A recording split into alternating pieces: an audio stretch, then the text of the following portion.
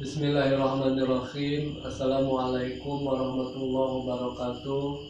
Alhamdulillahirabbil alamin wa jaril ladzina tawjudinahum la ilaha wa balagha hayatid dunya wa zakir bihi wa tusala nafsun bima kasabat laisa laha min dzalillahi wala safi wa in ta'dil qul ajlahu minha ulaika alladzina ubsilu bima kasabu lahum sarabun hamim wa ajrun kanu yakfurun. Ya ayyuhan nasu ubudu rabbakum alladzi khalaqakum wal ladzina min qablikum la'allakum tattaqun. Ya ayyuhalladzina amanu taqullaha haqqa tuqatih wa la tamutunna illa wa antum muslimun. Rabbi shrah li sadri wa yassir li amri wa hlul 'uqdatam min lisani yafqahu qawli. Amma ba'du. Segala puji, puja dan syukur saya panjatkan kehadirat Allah Subhanahu wa taala. Dialah yang menciptakan langit dan bumi. Dialah yang menentukan matahari, bulan dan bintang-bintang berada di garis edarnya. Dialah yang menjadikan siang dan malam agar kita bisa bekerja dan beristirahat. Dialah yang menumbuhkan butir biji-bijian sebagai sumber penghidupan.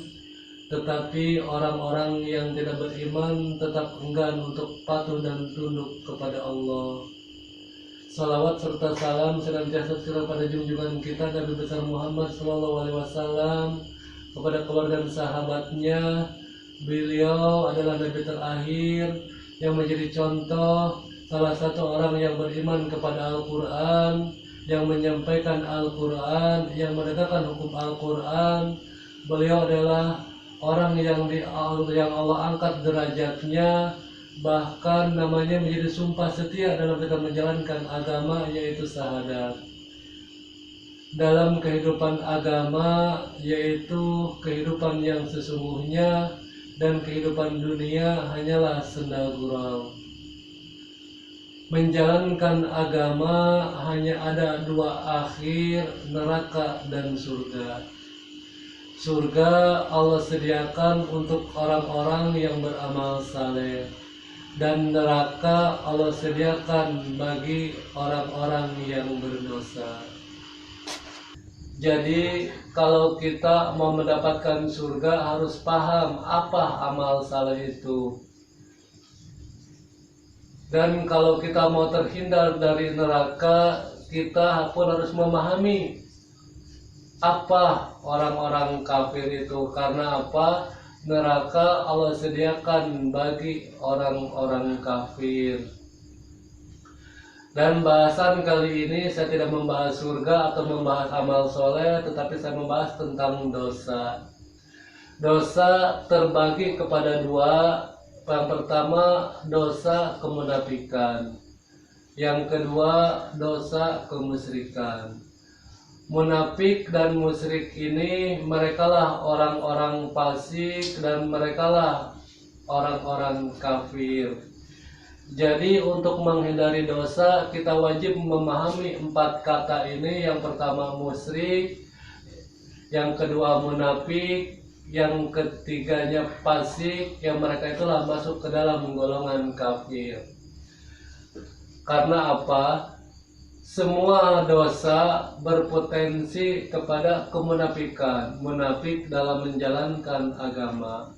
Jadi kalau orang munafik belum tentu musyrik, tapi sudah pasti fasik, sudah pasti kafir. Tapi kalau orang musyrik sudah pasti munafik, pasti fasik, pasti kafir. Makanya kata Allah, orang-orang munafik wa minan nasi may yaqulu amanna billahi wa bil yaumil akhir wa hum bimu'minin. Di antara manusia ada yang berkata, kami beriman kepada Allah dan hari akhir. Sesungguhnya mereka bukanlah orang-orang yang beriman. Ini kemunafikan pada umumnya yang kita lihat. Kalau dalam bahasa kita yaitu Islam KTP. Mereka mengaku Islam tapi tidak menjalankan agama. Mereka tidak sholat, mereka mabuk, zina, judi. Inilah yang banyak pada umumnya kemunafikan dalam menjalankan agama. Munafik yang kedua, munafik yang tersembunyi. Munafik yang tersembunyi dilakukan oleh para ahli kitab, para penceramah. Mulut mereka Allah, mulut mereka Al-Quran, mulut mereka Nabi. tetapi mereka sendiri tidak menjalankan hukum agama atau menegakkan hukum agama. Ini kemunafikan para ahli kitab. Makanya kata Allah, yukhadi'unallaha wallazina amanu wa yadruna anfusahum wa yas'urun. Mereka menipu Allah dan menipu orang-orang yang beriman. Padahal mereka menipu diri sendiri tanpa mereka sadari. Jadi kemunafikan yang tersembunyi hanya bisa mereka ketahui oleh diri mereka sendiri. Yang kedua, dosa kemusyrikan.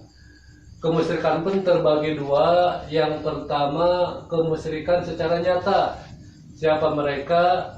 Mereka para dukun, peramal yang biasa Anda lihat dalam televisi, disuruh menerawan, menggali tapak tilas orang-orang terdahulu, meyakini ada alam arwah gentayangan. Inilah orang-orang musyrik. Pada orang-orang musyrik yang nyata, yang jelas, dan hanya orang-orang yang tidak mempunyai iman yang terbawa untuk meyakini hal itu. Dan Anda orang-orang musyrik bertobat jauh lebih baik daripada menyesatkan umat. Yang kedua, kemusyrikan para ahli kitab. Inilah orang-orang yang menjual belikan Asmaul Husna, yang membungkus kemusyrikan dengan agama. Makanya kata Allah, mereka ulaikal ladzina istarada bil huda wal azaba bil maghfirah fama barum alanar. Mereka lah yang beli keselamatan dengan petunjuk dan ajab dengan ampunan. Jadi menurut mereka Allah seolah-olah memberikan petunjuk, padahal mereka memberikan ajab. Inilah orang-orang para ahli kitab yang menjual belikan Asmaul Husna, dan ini hanya bisa dilihat dengan ilmu agama. Dan di Indonesia banyak terjadi para ustadz, para ahli agama dalam pandangan manusia pada umumnya, padahal mereka tidak lebih orang-orang musyrik. Dan bahkan kemusyrikan dipertontonkan, dianggap kebenaran dicampur-adukan dengan tabligh, dan ini terjadi di Indonesia. Dan ini hanya bisa dilihat oleh ilmu agama, yaitu Al-Quran. Orang munafik dan musyrik inilah orang-orang fasik yang tidak mentaati Allah. Makanya orang-orang fasik kata Allah, allazina yaquluna Allah min ba'di misaki wa yaqta'u ma amara Allah bi ayyusalamin fil ard ulaika humul khasirun. Mereka yang melanggar perjanjian dengan Allah setelah perjanjian itu diteguhkan dan memutuskan apa yang diperintahkan Allah untuk disambungkan. Mereka berbuat kerusakan di bumi, mereka itulah orang-orang yang rugi. Fasik ini ada 3 kata Allah: merusak, mereka melanggar perjanjian dengan Allah, memutuskan apa yang perintah Allah itu disambungkan, mereka berbuat kerusakan di bumi. Mereka itulah orang-orang yang rugi. Apa yang dilanggar orang-orang fasik ini? Islam sudah dikunci oleh syahadat, dipatenkan oleh syahadat, dan kita tidak bisa mengingkari syahadat itu. Bahkan syarat mutlak menjadi Islam pun bagi mu'alaf orang-orang non-muslim, yaitu mengucapkan 2 kalimat syahadat. Syahadat itu asyhadu an la ilaha illallah wa asyhadu anna Muhammadar Rasulullah. Aku bersaksi tiada Tuhan selain Allah dan Muhammad itu utusan Allah. Dan setelah dipahami, syahadat ini dikunci oleh 4 surah dalam Al-Quran. Yang pertama Al-Fatihah, yang kedua Al-Ikhlas, yang ketiga Al-Falaq, yang ketiga An-Nas. Di dalam Al-Fatihah ada iyyaka na'budu wa iyyaka nasta'in. Allah tempat menyembah dan pertolongan. Ihdinas siratal mustaqim, akan kami tunjuki jalan yang lurus. Siratal ladzina an'amta 'alaihim ghairil maghdubi 'alaihim waladdallin, amin.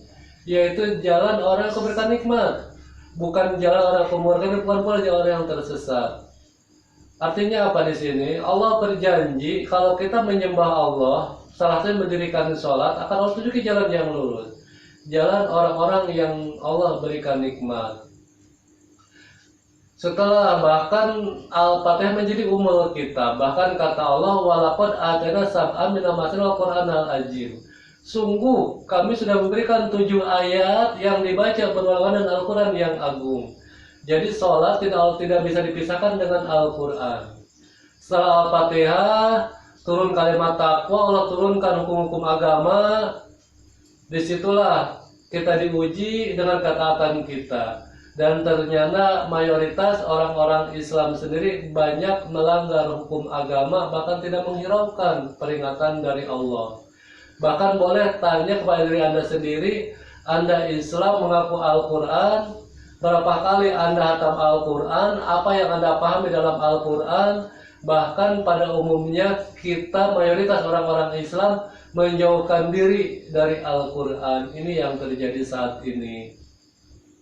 Setelah Al-Fatihah, Allah menunggu kita di ujung surah, yaitu Al-Ikhlas. Kata Allah, aku tempat menyembah dan memohon pertolongan. Aku tempat bergantung dan pertolongan. Bahkan kata Allah, aku tempat meminta segala sesuatu. Itu Al-Ikhlas. Setelah itu turun Al-Falaq, kata Allah, aku tempat berlindung dari semua makhluk yang diciptakan. Jadi kalau kita mempunyai persoalan hidup, apapun itu, Allah lah tempat kita berlindung dari semua makhluk yang Allah ciptakan, baik pada waktu subuh sampai malam hari. Karena aku, kata Allah, aku tempat mengembalikan semua urusan dalam persoalan hidup manusia. Karena aku yang menciptakan manusia, raja manusia, sembahan manusia. Di sini hadis kesabaran Allah bagi orang-orang Islam yang mau kembali kepada Allah, memperbaiki diri, bertobat. Kata Allah, minal jinnati wanas di akhir Al-Quran, ayat yang paling akhir itu surat Anas, minal jinnati wanas. Mereka lah setan dari 2 golongan, jin dan manusia. Inilah orang-orang yang memutuskan perjanjian dengan Allah sampai itu diteguhkan, itu syahadat kita. Berarti orang yang mengingkari syahadatnya sendiri, berarti orang-orang yang mengingkari agama Islam itu sendiri. Itulah orang-orang fasik. Dan apa kata Allah? Mereka yang memutuskan apa yang Allah perintah itu disambungkan, yaitu takwa. Makanya kata Allah, Allah menurunkan para malaikat membawa wahyu dengan perintahnya kepada siapa yang dia kehendaki di antara hamba-hambanya dengan berfirman, peringatkan hamba-hambaku, tidak Tuhan selain aku, maka hendaklah bertakwa kepadaku. Jadi kita wajib menyampaikan kalimat takwa, menyambungkan kalimat takwa, saling menasihati dalam kebenaran dan kesabaran. Dan kalimat takwa ini pun perlu Anda pahami, ada dalam surat Al-Baqarah 1 sampai ayat 5. Kata Allah, Alif Lam Mim zalikal kitabul la raiba fihi hudal muttaqin. Alif Lam Mim, kitab Al-Quran ini tidak ada keraguan padanya, petunjuk bagi mereka yang bertakwa. Petunjuk ini harus Anda pahami. Petunjuk ini jalan yang akan menuju kepada target kita. Misalnya, Anda tinggal di Jakarta saat ini, rumah Anda di Tegal. Tentu petunjuk jalan Anda kalau mau pulang ke Tegal harus melewati Cikampek, Subang, Purwakarta. Itu petunjuk dan itu harus kita jalani kalau kita mau sampai ke Tegal. Jadi petunjuk ini arahan agar kita mencapai target itu. Dan target agama yaitu surga. Apa sih kata Allah? Allazina yu'minuna bil ghaibi wa yuqimuna shalah wa mimma razaqnahum yunfikun. Mereka yang beriman kepada yang gaib. Gaib ini harus kita pahami. Yang pertama bukan jin. Jin hanya bagian dari rangkaian yang gaib. Yang pertama Allah, malaikatnya, kitabnya, nabi, dan hari akhir. Baru diikuti jin di dalamnya. Dan ini banyak penceramah yang gaib pun langsung beriman kepada jin. Takwa bukan beriman kepada jin. Jin hanya wajib meyakini adanya. Beriman kepada Allah, malaikatnya, kitabnya, dan hari akhir. Dan nabinya. Baru diiringi oleh jin di dalamnya. Dan mendirikan sholat bukan hanya menjalankan ya, mendirikan sholat, mendirikan dalam artian suara azan menjadi panggilan yang utama melebihi dari suara HP kita, mendirikan sholat dan mengimpakkan sebagian rezeki yang kami berikan kepada mereka. Karena apa? Kalau Anda menjalankan sholat terus melalaikan waktunya, kata Allah, ara'aital ladzi yukadzibu biddin. Tahukah kamu orang mendustakan agama? Di bagian ayat pertengahannya ada melalaikan sholat. Ternyata melalaikan sholat pun mendustakan agama. Jadi percuma apabila Anda sholat dengan sengaja waktunya Anda lalaikan. Ayat yang berikutnya lagi, walladzina yu'minuna bima unzila ilaika wa unzila min qablik wa bil ladzi yuqinun. Mereka yang beriman kepada Al-Qur'an keturunan kepada engkau Muhammad dan kitab itu kan sebelum itu, dan yang yakin akan adanya hari akhirat. Dan perlu Anda ketahui, iman kepada Al-Qur'an bukannya di bibir. Jadi kalau kita mengaku iman kepada Al-Quran orang Islam, Anda wajib membacanya setiap saat, menghatamkannya, pahami isinya, dan yang yakin akan adanya hari akhirat, hari pembalasan, hari hisab, di mana kita akan dikumpulkan, akan mempertanggungjawabkan semua perbuatan kita, yaitu pada hari bangkit, hari hisab, yaitu hari kiamat. Tetapi kita semua kebanyakan hanya iman di bibir. Iman kepada Al-Quran hanya di bibir. Ketika sampai ayat-ayatnya kepada kita, kita ingkari, kita tidak menerima. Dan boleh tanya kepada diri kita sendiri, berapa kali kita hatam Al-Quran setelah kita dewasa? Berapa kali kita baca Al-Quran setiap hari? Hampir mayoritas orang-orang Islam menjauhkan diri dari Al-Quran. Ini kemunafikan dalam menjalankan agama.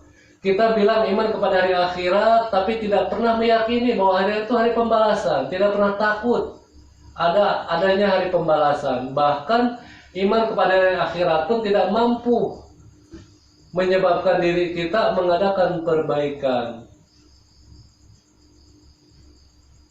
Ulaika ala hudan min rabbihim wa lahum muflihun. Mereka itulah orang-orang yang beruntung, yang mendapat petunjuk dari Tuhannya. Jadi orang-orang yang menjalankan ketakwaan, mendirikan sholat, beriman kepada Allah, yakin hari akhirat, mereka itulah orang-orang yang mau kembali ke hadapan dengan hati yang bertobat dan memperbaiki diri. Inilah kalimat takwa yang kita putus dalam menjalankan agama. Jadi yang paling banyak yang kita putus itu, pertama mendirikan sholat, yang kedua membaca Al-Quran.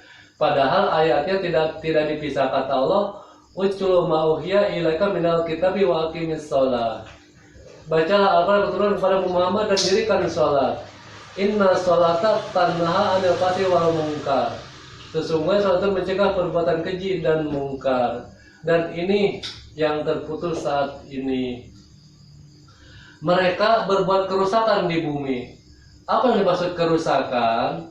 Yang dimaksud kerusakan bukanlah hanya mabuk, zina dan judi dan merampok, berbuat zalim, bukan cuman itu. Itu berbuat kerusakan yang terlihat. Sebetulnya tidak kalah parahnya berbuat kerusakan yang tersembunyi, yaitu merusak iman. Ini yang dilakukan oleh para ahli kitab, orang-orang musyrik yang menjual belikan Asmaul Husna. Sampai ustadz musyrik pun tablik bareng, duduk bareng, mereka asik seolah mereka menyampaikan kebenaran. Tidak lebih padahal ustadz musyrik yang merusak agama, merusak iman, yang akhirnya merusak akhlak dan moral bangsa ini. Ini terjadi di Indonesia. Bahkan jangankan Anda, mungkin orang biasa, lembaga terhormat pun, Majelis Ulama Indonesia, mereka ingkari Al-Quran itu sampai kepada mereka.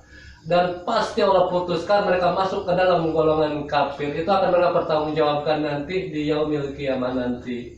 Dan itu orang-orang fasik, melanggar perjanjian, memutuskan apa yang Allah perintahkan, takwa, dan mereka berbuat kerusakan di bumi. Mereka masuk ke dalam golongan kafir. Dan apa kalimat kafir ini, kata Allah? Innal ladzina kafaru lan tughni anhum amwaluhum wa la auladuhum min Allahi shay'an wa ulaika faqudun nar. Sesungguhnya orang-orang kafir tidak berguna sedikit pun harta benda mereka dan anak mereka terhadap ajab Allah. Mereka menjadi kayu bakar api neraka. Perlu Anda pahami bahwa kafir, saya tegaskan berulang-ulang kali, bukan orang-orang non-muslim. Kalau bagian kekafiran mereka benar. Karena apa? Ya, Al-Quran sendiri bukan buat mereka, tapi buat orang-orang Islam yang mau mengikuti aturan Allah atau aturan agama. Jadi kalimat kafir ini untuk orang-orang Islam yang mengingkari ayat Allah. Kata Allah ayat bawahnya lagi, kadabi ali fir'auna waladzina min qablihim kadzabu bi ayatina fajahumullahu bijunil wa sadrul iqam. Keadaan mereka seperti pengikut Fir'aun. Mereka mengingkari ayat-ayat kami. Kami siksa mereka sesuai dengan dosa-dosa mereka. Dan Allah sangat keras hukumannya. Jadi orang-orang kafir ini seperti pengikut Fir'aun zaman dahulu, mengingkari ayat-ayat Allah. Dan perlu saya ingatkan, Fir'aun berada pada zaman Nabi Musa alaihissalam yang memberikan peringatan kepada Fir'aun, yaitu Nabi Musa alaihissalam. Bahkan ketika para nabi turun menyampaikan risalah Allah, agama Allah, banyak di antara mereka yang dibunuh, yang terbunuh, bahkan ada juga yang dibunuh tapi Allah selamatkan. Nah, Nabi Musa alaihissalam ini membawa Taurat. Berarti pada masa itu ada Zabur yang Allah turunkan kepada Nabi Daud dan diwariskan kepada Nabi Sulaiman. Ini salah satu bukti contoh ketika para nabi wafat, generasi para ahli kitab itu sendiri tidak menegakkan agama Allah. Agama itu rusak di tangan mereka. Hukum Allah itu rusak, tidak mereka tegakkan. Karena apa? Pada zaman Fir'aun pun sudah ada kitab Allah yaitu Zabur. Tetapi memang pada zaman dahulu yang tidak ada itu hukum negara, yaitu undang-undang. Penguasa bisa berbuat semena-mena sesuai dengan kehendak mereka, karena tidak ada undang-undang hukum negara yang mengatur mereka. Ini bedanya. Kalau hukum agama sudah Allah turunkan. Nah, setelah itu pun habis masa Taurat, turunlah peringatan Allah berikutnya, yaitu Injil yang Allah turun kepada Nabi Isa alaihissalam. Berarti ketika Nabi Isa menerangkan Injil, menyampaikan risalah Allah, sudah ada di tangan mereka itu Taurat. Dan ternyata sama kejadiannya para ahli kitab pun pada masa itu setelah para nabi wafat tidak menegakkan ajaran Taurat. Mereka berpaling seperti ajaran oleh kitab-kitab Allah. Bahkan Nabi Isa pun dibunuh oleh mereka, disalib oleh mereka, tapi langsung Allah selamatkan, Allah angkat ke derajat di sisi Allah. Itu yang terjadi pada Nabi Isa alaihissalam. Dan ternyata Al-Quran pun menerangkan bahwa para ahli kitab kebanyakan orang-orang fasik. Jadi hanya para nabi yang benar lisannya, mereka menjalankan hukum-hukumnya, mereka berani mati di jalan Allah, hanyalah para nabi, orang-orang pilihan Allah. Setelah masa Injil habis, turunlah Al-Quran yang Allah turunkan kepada Nabi kita Nabi Muhammad SAW. Bahkan Al-Quran dan Nabi ini pun tidak bisa dipisahkan. Dan sama kejadian sampai detik ini, sampai saat ini. Orang-orang Islam pun mayoritas mengingkari. Jadi hanya Nabi, kembali lagi hanya Nabi yang berani menegakkan agama Allah, mati di jalan Allah, betul-betul beriman kepada kitab Allah. Tetapi para ahli kitab setelah itu dan masyarakat pada umumnya tidak beriman. Hanya iman mereka hanya di bibir. Dan ini terjadi, mari kita lihat bukti-bukti para ahli kitab saat ini pun bukan orang yang beriman, kebanyakan mereka ingkari firman Allah, ayat Allah, dan miris lagi ada hukum yang dibuang, tidak disentuh oleh para ahli kitab, para lembaga khususnya MUI, PBNU, Muhammadiyah, dan lembaga-lembaga tinggi yang lain. Apa sih hukum yang dibuang? Yaitu surah An-Nur, hukum cambuk dalam pernikahan. An-Nur ini dijapit, An-Nur ini surah yang ke-24 dijapit oleh Al-Mu'minun dan Al-Furqan. Al-Mu'minun itu orang-orang yang beriman. Al-Furqan itu pembeda. An-Nur itu cahaya. Makanya saya beri perumpamaan, cahaya ini kalau di bumi ini milik PLN, yaitu listrik. Ketika PLN datang ke suatu kampung memberi penerangan, kampung itu menolak, otomatis kampung itu dalam kegelapan. Agama Allah memberikan surat An-Nur, cahaya, orang-orang Islam menolak, yang terjadi orang-orang mukmin ini dalam kegelapan.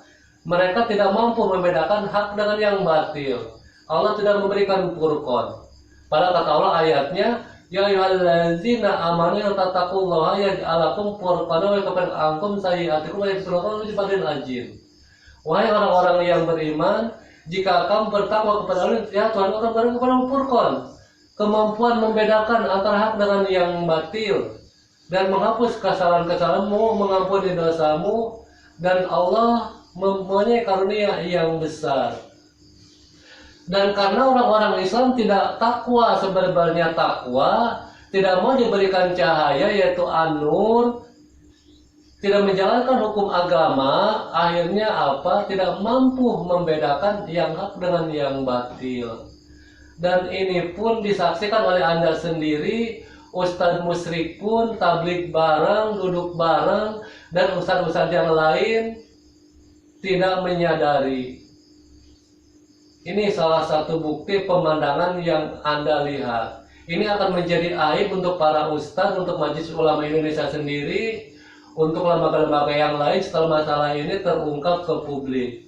Akan menenggelamkan mereka.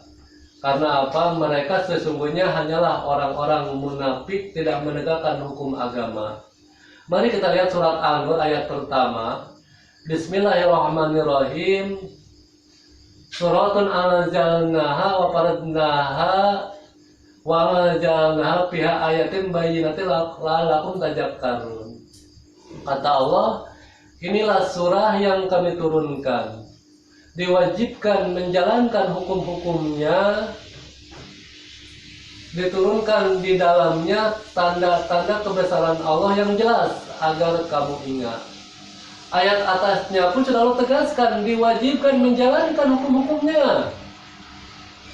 Ayat yang keduanya kata Allah, penjina laki-laki dan penjina perempuan, deralah di antara keduanya masing-masing 100 kali. Janganlah belas kasihan kamu mencegah kamu jalan hukum agama. Jika kamu beriman kepada hari kemudian atau hari akhir, dan hendaklah pelaksanaannya disaksikan oleh sebagian orang-orang yang beriman. Ayat yang ketiganya kata Allah, penjina laki-laki dan penjina laki-laki tidak boleh menikah kecuali dengan penjina perempuan atau perempuan musyrik. Dan penjina perempuan tidak boleh menikah kecuali dengan penjina laki-laki atau laki-laki musyrik. Yang demikian diharamkan bagi orang-orang mukmin. Nah sekarang karena kita tidak menegakkan hukum ini, membuang hukum ini, yang terjadi penjinah dengan penjinah. Padahal pernikahannya pun Allah haramkan bagi orang-orang mukmin. Ini yang akan melahirkan bibit-bibit bangsa ini yang buruk.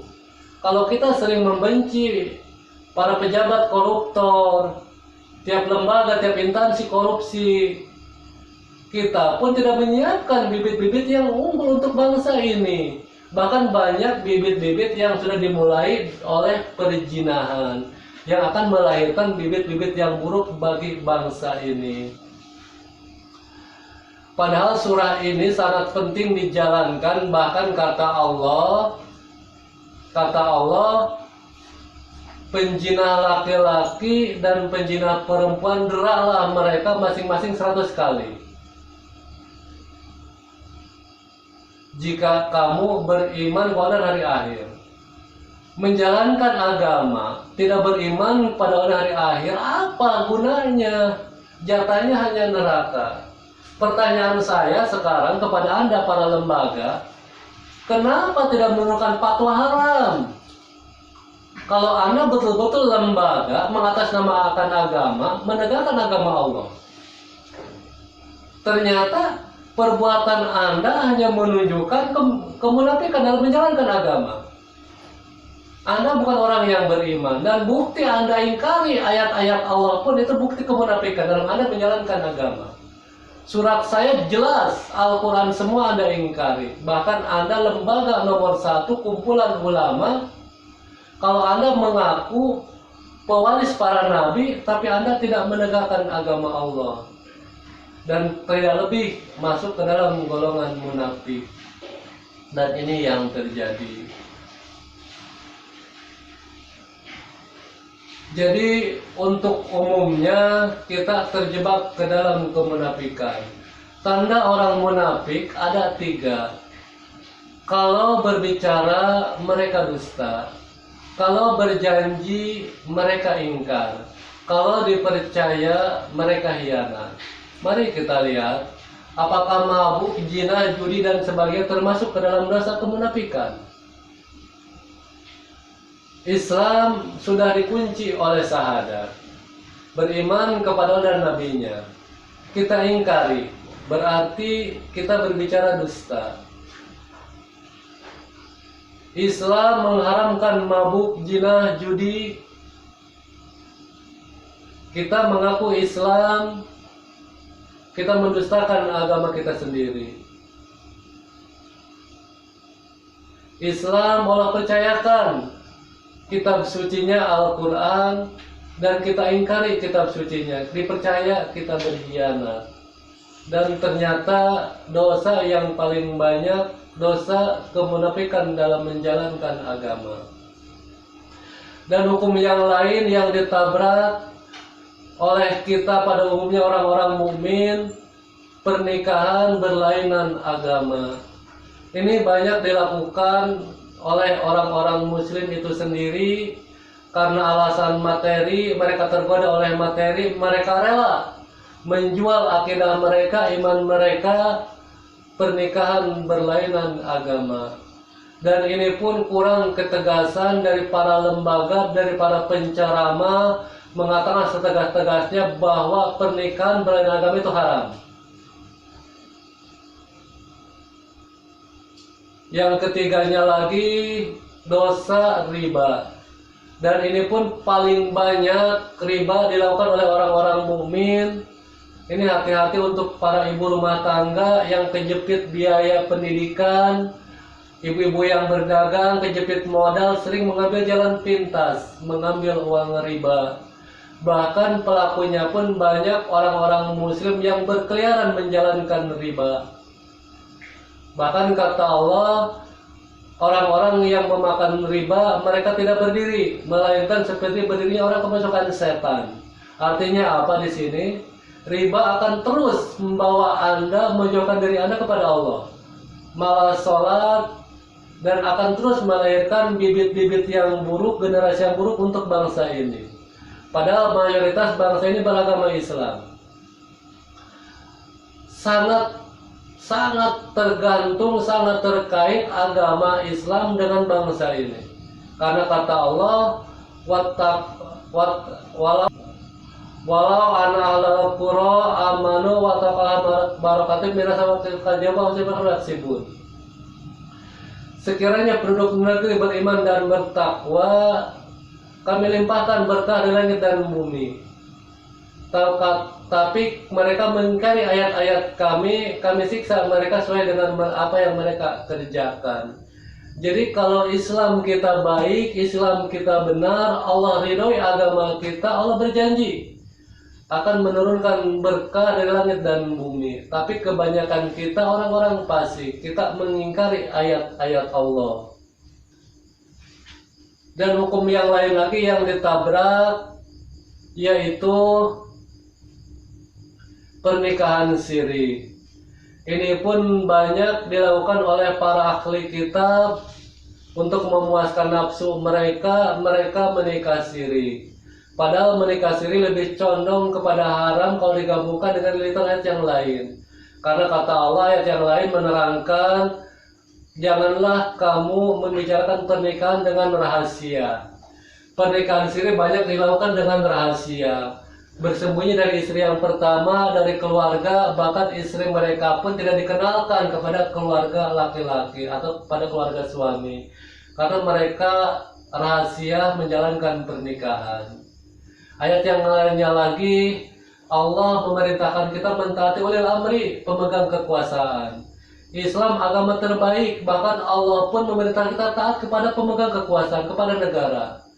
Tetapi orang-orang Islam banyak mengingkari ayat-ayat Allah. Ayat yang lainnya lagi, Allah melarang pada istri, kepada perempuan menjadi istri piaraan. Karena apa? Dengan dinikahi siri dengan rahasia, berarti Anda menjadi istri piaraan. Anda hanya dipakai pelampiasan syahwat saja. Ketika Anda dizalimi, tidak bisa menuntut secara hukum negara. Ini yang terjadi dan banyak dilakukan oleh para ahli kitab, menikah siri dengan bersembunyi atau diam-diam. Ini masuk ke dalam dosa kemunafikan dalam menjalankan agama. Dan Anda para wanita jangan mau dinikahi siri, karena apa? Ketika Anda dizalimi, Anda tidak bisa menuntut keadilan secara hukum negara. Dan Anda yang sudah berzina dalam pernikahan tidak perlu bersedih, karena Allah Maha Pengampun, Allah penerima tobat. Segerakanlah datang kepada Allah, bertobat, memperbaiki diri, dirikan sholat, baca Al-Quran. Semoga Allah mengampuni dosa-dosa kita. Dan Anda yang belum berzina, hindari perzinahan. Karena apa? Anda pun wajib menjalankan hukum agama ketika Anda sudah mendengar ayat ini dibacakan. Bagi Anda terus menabrak hukum ini, jelas Anda masuk ke dalam golongan kafir. Karena apa? Watamma kalimatu rabbika adalah mubadilah kata wasamal alim. Telah sempurna firman Tuhan dengan berada adil. Dia dapat mengubah firman-Nya, Dia Maha mendengar, Maha mengetahui. Firman Allah ini tetap. Karena apa? Allah sudah memutuskan iblis kafir sampai akhir zaman.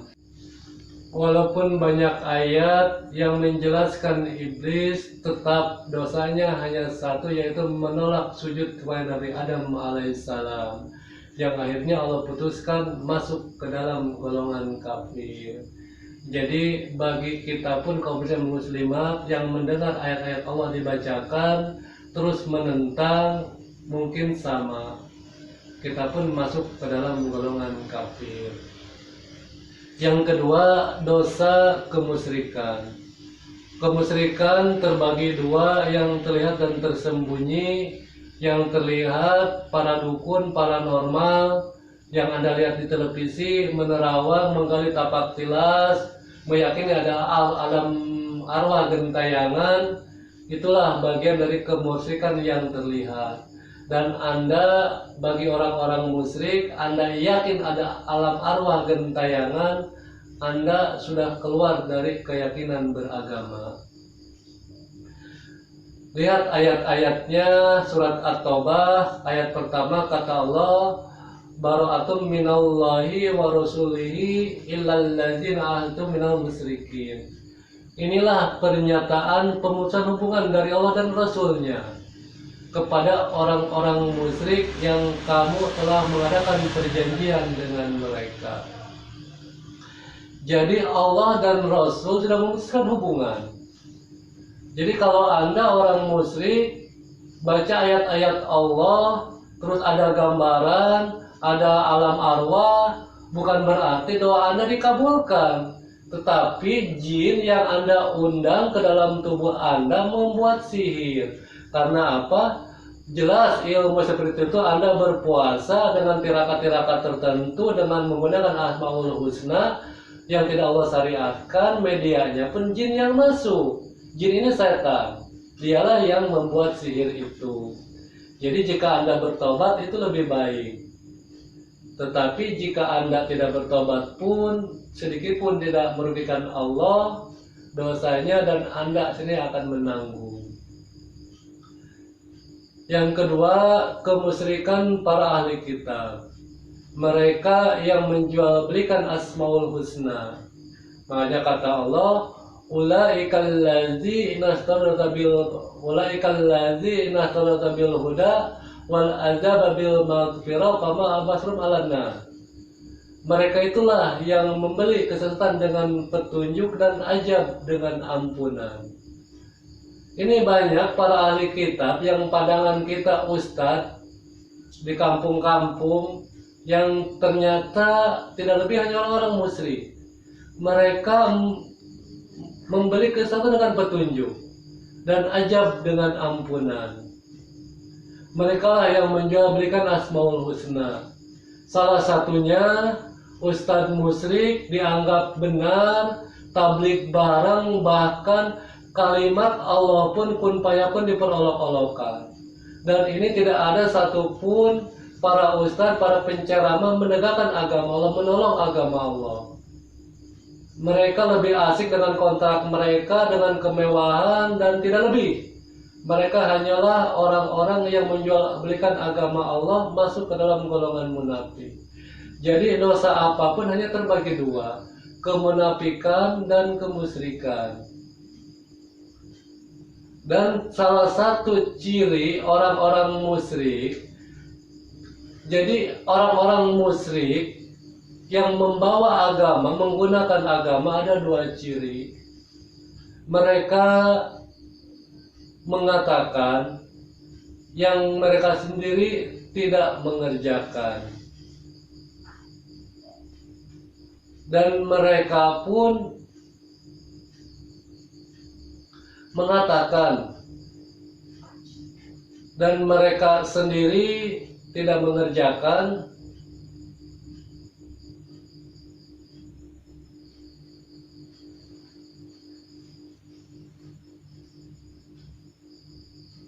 dan mereka mengerjakan yang orang lain tidak menjalankan. Artinya apa? Mereka berbuat yang beda. Ini orang-orang musyrik yang dibungkus oleh agama. Perhatikan dua hal ini. Mereka mengatakan yang mereka sendiri tidak mengerjakan. Yang kedua, mereka mengerjakan yang orang lain tidak menjalankan. Kalau Islam sudah dikunci oleh syahadat, salat, zakat, puasa, haji. Kalau mau digali, gali itu yang sesuai dengan Al-Quran. Karena syahadat, salat, zakat, puasa, haji itu ada dalam Al-Quran, dan itu sudah diangkat dalam rukun Islam. Tetapi orang-orang musyrik, para ahli kitab, mereka mengerjakan yang orang-orang mukmin tidak dijalankan. Apa sih yang mereka kerjakan? Contoh, mengobati jin dengan berdoa seperti Pak Ustadz Danu. Orang-orang mukmin tidak menjalankan itu, hanya dia sendiri. Contoh, para ahli kitab yang mengobati usaha orang. Kalau dia bisa mengobati usaha, ngapain usaha orang lain diobatin? Diri mereka sendiri perbaiki. Mereka pun hidup dengan pemberian orang. Ini akal sehat kita menolak. Kalau kita beriman kepada Allah, rizki urusan Allah, kenapa manusia yang mengobati? Itu sudah berbelok, jadi tidak wajib. Ini salah satu contoh kemusyrikan yang dilakukan oleh para ahli kitab. Itu dua hal, itu wajib Anda ingat. Jadi bagaimana sih Islam yang benar? Yaitu ikuti jejak para nabi. Kata Allah, yuridullahu liyubayyina lakum yaj'alakum min qablikum wa yatuba 'alaikum wallahu alimun hakim. Allah hendak menerangkan syariatnya kepadamu dan menunjukkan jalan-jalan kehidupan orang-orang sebelum kamu, yaitu para nabi dan orang-orang soleh. Allah hendak menerima taubatmu, Dia Maha mendengar, Maha mengetahui. Artinya apa di sini? Islam yang benar yaitu menyucikan diri, tidak mencampur adukan dengan hak dengan yang batil, ikuti para nabi, dirikan sholat dan beriman kepada kitab suci kita, baca setiap saat.